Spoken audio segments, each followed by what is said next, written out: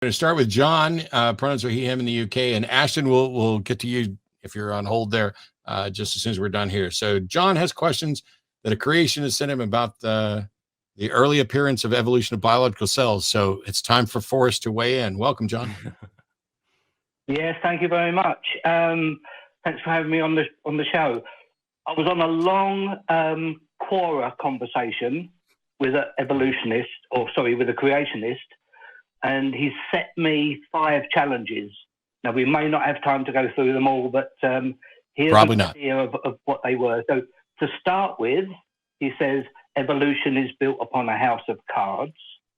And then to end, he said, after the 5 challenges, he says, all of this will need to be shown possible before evolution could ever have a chance to be scientifically sound. Now you'll get a great gist of where this guy's coming from with the first challenge, which is prove that the first ever atheist's lone isolated cell could have formed without there ever having been a previous cell. Did he call the cell an atheist? Yeah. Oh, the atheist lone isolated cell. It's mine. It's ours. Cool. It's our Rad. Yeah. It was ours back in whenever, So the first question. I don't know. So if you don't answer this, Forrest. It's all fucked. Creationism wins. Yeah. Yep, that is how science works. Absolutely. So I would just throw out the fact that abiogenesis is something that's currently being studied pretty hard by astrobiologists. And this is something that I talked about very briefly, I think, on one of the other ACA shows I was on, but just to summarize very quickly, because I know we're out of time, is that there are, complex organic molecules that you need to make a cell. And these complex organic molecules self-assemble. They do this all by themselves. So for example, proteins, right? Proteins are made of amino acids, and we have countless experiments showing the amino acids form all by themselves in really rudimentary, mundane conditions.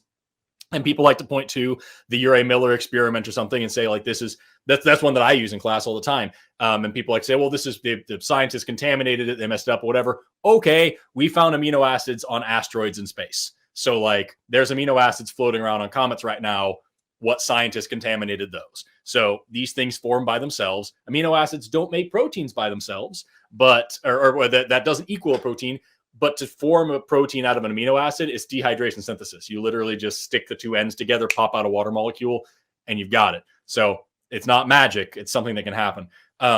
Other important things, nucleotides that make nucleic acids like DNA, RNA. We have found all 5 possible nitrogenous bases, adenine, thymine, cytosine, guanine, and uracil. We have found all of them also on shit from space, meteors falling down, and we test the meteors, and they sure enough have all the building blocks of DNA right there in them.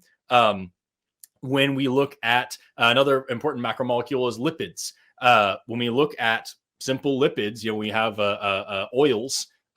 They naturally form into what are called micelles, little bubbles of oil that have hydrophobic ends on one side and hydrophilic end on the other side. They look exactly like a cell membrane, except usually they're only single layered, which isn't that hard to fix. So all of the things that make life naturally form all by themselves, and they naturally do the things that they do inside human bodies all by themselves. The complex pathways. One of my favorite parts of my undergrad during my first biology degree was studying cell signaling and these long chemical pathways that tell your body what to do. And I was so blown away by them. How in the hell does this cell get this molecule and know what it's doing and turn itself on and off and do all this stuff? And when you dig into it, it's the most basic laws of chemistry and physics that these things stick together, and you have a conformational change in this protein. This sticking in there forces it to change shape, and then it does a new thing, because that's how proteins work. So it's not any kind of magical signal. Nothing's in there reading little memos. It's just basic chemical laws. So yeah, that's what I would throw out there, is that as far as the first atheist cells, obviously we don't know what they look like. We can't go get one. They don't really fossilize, but we can say that all of the parts of life form naturally all by themselves, and they do all of the things that they do inside living organisms all by themselves. So to say that one thing happened and then started doing the other thing isn't as crazy as a lot of people like to make it sound. Abiogenesis, of course, has not been observed, but it's something we have a pretty solid handle on, and we're always learning more about. And people should go check out the Astrobiology Primer. You can download it for free from NASA.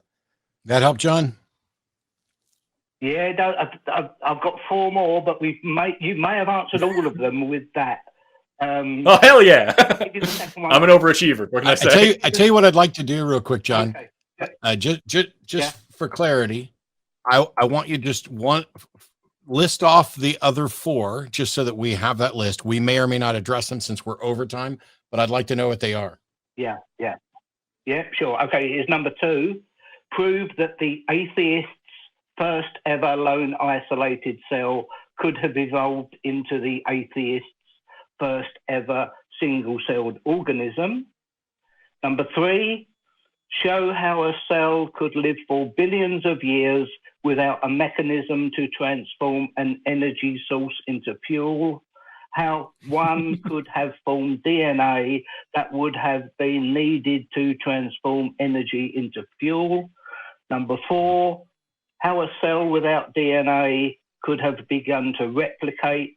And lastly, number 5, and prove that any single-celled organism replicated multi-celled organisms.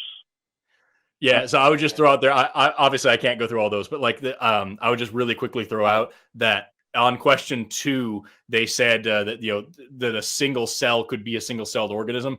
If it's alive, it is a single-celled. What? But anyway, the life doesn't have a set definition. It has 7 qualifications that make us call a thing alive, and not all living things meet all 7, and it's the whole thing. But among those in the definition are energy conversion and replication. So like if something can't convert energy and reproduce, like those are the things that we use to define a living thing.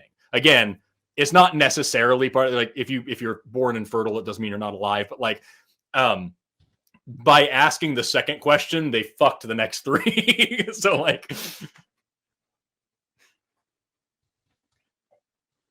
it's cut out. I can't hear. That's all right. I was just saying, but by asking the second question, they kind of screwed the next 3, because like in order for us to consider it an organism, it would already be doing all the other things that so like they kind of have them out of order there. I have one final thing to add on to this, John, before we go on to our last call, and that's this.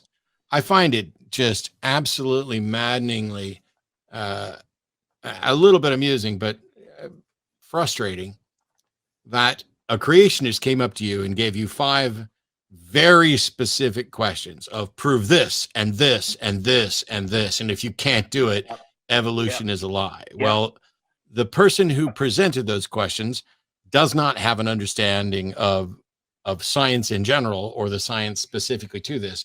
But I could provide a response that says, even if no one on the planet is able to demonstrate the 5 things you wanted to prove, that in no way demonstrates that the God you believe in is real and is a better or more reasonable explanation for this.